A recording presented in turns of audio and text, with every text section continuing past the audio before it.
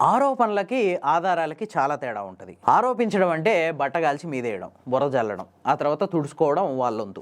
Rayalaseema lift irrigation పనులు, పాలమూరు రంగారెడ్డి ఎత్తిపోతల పథకం విషయంలో 4-5 రోజుల నుంచి జరుగుతున్న డ్రామా ఇదే. ఒకరు ఆధారాలతో సహా నిరూపిస్తుంటే ఇంకొకరు ఆరోపణలు చేసి అవతల మీద బట్టగాల్చి మీదేస్తున్నారు. అసెంబ్లీతో పాటు బయట కానీ ఎక్కడైనా ప్రతి చోట బీఆర్ఎస్ నాయకులు ఏదైనా ఒక విషయం తీసుకున్నప్పుడు దాన్ని డాక్యుమెంటేషన్ ప్రూఫ్స్తో సహా చూపిస్తున్నారు. ఉదాహరణకి కృష్ణానదిలో 299 టీఎంసీల వాటాకి ఎందుకు ఒప్పుకోవాల్సి వచ్చింది?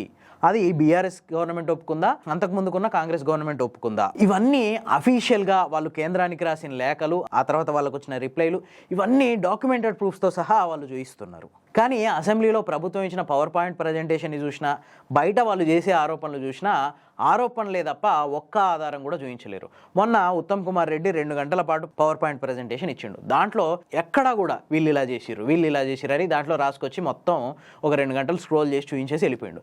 కానీ ఎక్కడా కూడా ఒక డాక్యుమెంటెడ్ ప్రూఫ్ లేదు. ఒకవేళ చూపించినా అవన్నీ అర్ధసత్యాలు. అంటే 2014లో టీఆర్ఎస్ గవర్నమెంట్ ఏం చేసింది అని చెప్పిండు, కానీ అంతకుముందుకు 2014 ముందే అది ఆ గవర్నమెంట్కి వారసత్వంగా వచ్చిందనే విషయాన్ని వాళ్ళు చెప్పలేదు. ఇట్లాంటి అర్ధసత్యాలు, ఆరోపణలే తప్ప అందులో ఒక్క ప్రూఫ్ లేదు. అన్నీ ఆరోపణలు అంతే. బట్టగాల్చి మీదేస్తాం, బురద జల్తాం, మీరు దుడుచుకోండి లేదంటే చల్లార్చుకోండి. ఇదే గవర్నమెంట్ పరిస్థితి. నేను చెప్పింది కరెక్టే అనిపిస్తే ఎస్ అని, లేదంటే నో అని కామెంట్ చేయండి.